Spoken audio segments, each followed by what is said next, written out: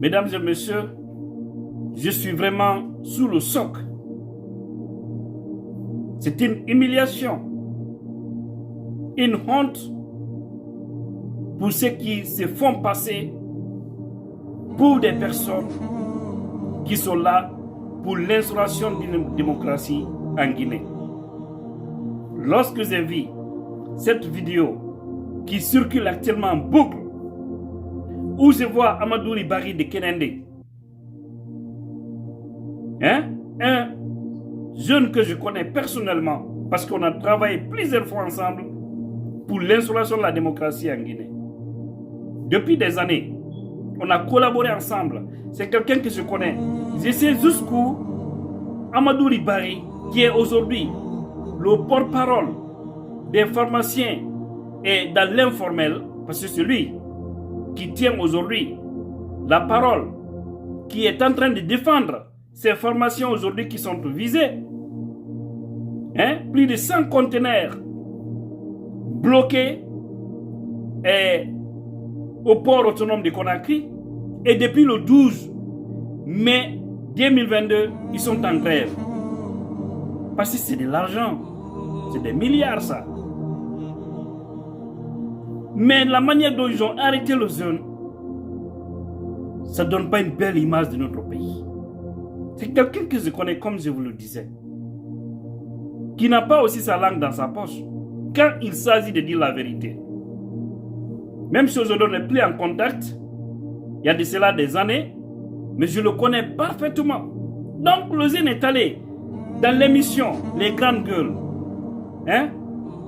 de mercredi 18 mai 2022, pour répondre à des questions.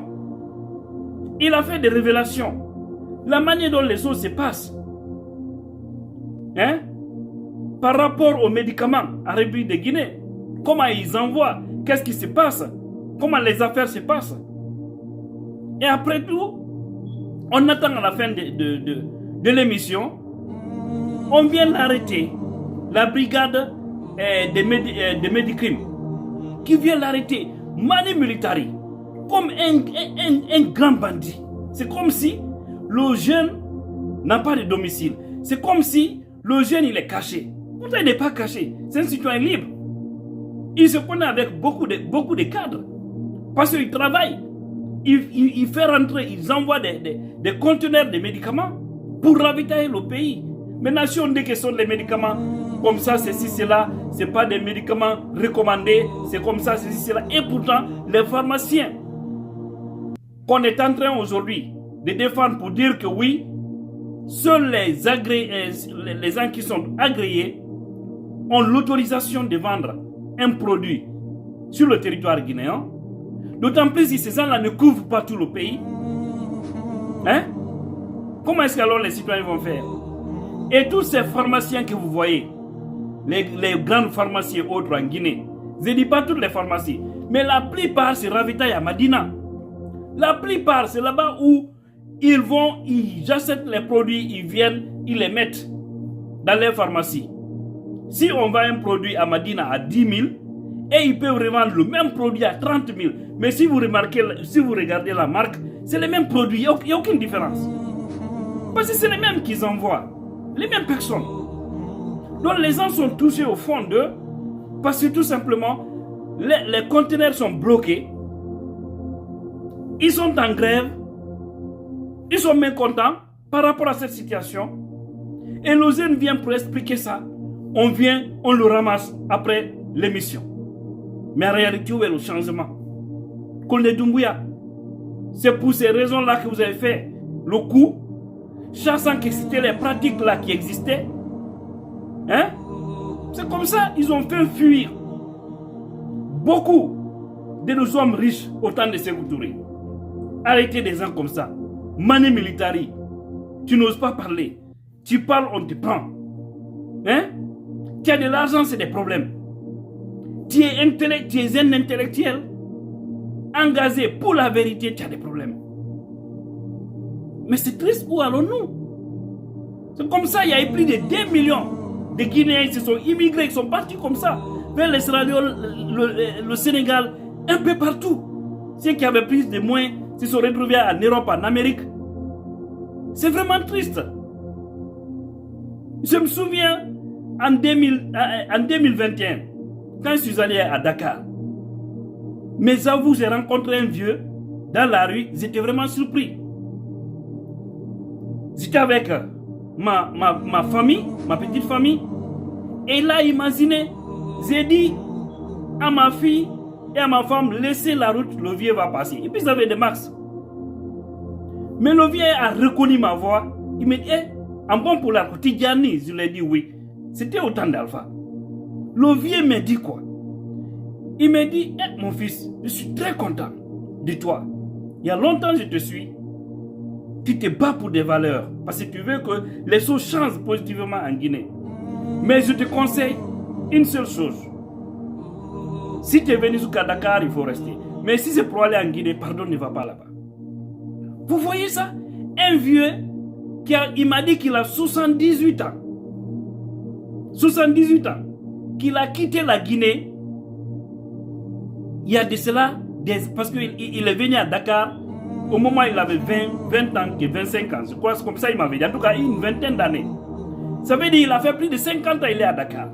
Tout ça, la peur. Parce qu'au temps de Sékou Touré, c'était comme ça. Il était tout jeune. Ils l'ont accusé banalement comme ça, ils l'ont arrêté. Et heureusement, il s'est retrouvé d'une autre manière dehors.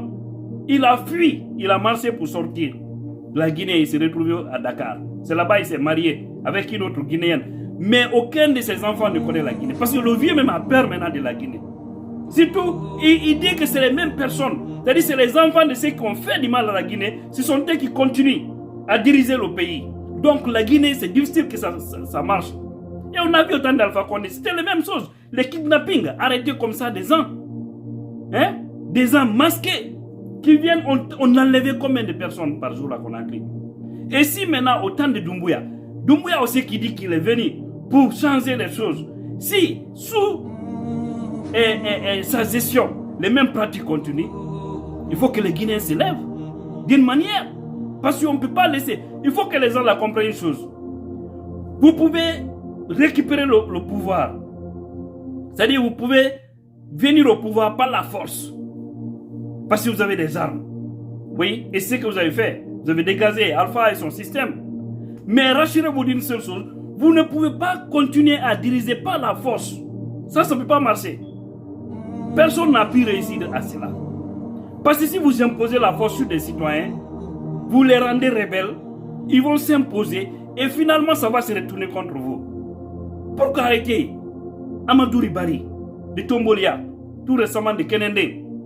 Hein? Pourquoi l'arrêter? Parce qu'il a fait ces révélations-là. C'est une manière de dire aux gens d'éviter alors les médias, de ne plus aller dénoncer. Alors, quelle est la raison de faire ce changement-là? Mais où va ce beau pays? Un pays béni de son sol et de son sous-sol. Regardez aujourd'hui à l'intérieur du pays. Il y a combien de villes ou de sous-préfectures ou de villages qui ont une pharmacie? Il n'y en a presque pas. Vous partez dans plusieurs préfectures, il n'y a même pas une seule pharmacie. C'est l'informel là qui aide les gens. Les gens qui vont pour revendre les produits un peu partout. C'est ce qui aide. Mais pour des intérêts des petits groupes de personnes, ils veulent tuer le secteur là, sous prétexte que ce n'est pas des bons médicaments. Et pourtant, ceux qui sont en train de vendre dans les pharmacies, la plupart se ravitaillent là-bas. Et c'est à eux, parce que c'est cette révélation qu'Amadou a fait aujourd'hui. Ce sont eux qui les donnent des agréments. Parce qu'actuellement en Guinée, je crois, il n'y a qu'une dizaine de personnes qui sont agréées, qui sont autorisées d'envoyer les produits. Mais ils n'ont pas les moyens financiers. Ceux qui sont agréés. Donc ils sont obligés de prendre ça, donner à ces personnes qui ont des grands moyens, qui achètent les produits qui viennent avec ça en Guinée pour revendre. Parce qu'il faut ravitailler le marché. Maintenant, qu'est-ce que le gouvernement devrait faire? Les rôles ici. Hein? L'État est fort. Vous avez des spécialistes qui peuvent vraiment tester les produits, arriver au port autonome de Conakry pour voir quels sont les conteneurs, quels sont les produits de contrefaçon. Hein? Vous mettez ça de côté. Tous les autres produits qui sont bons, vous les faites rentrer pour servir le pays.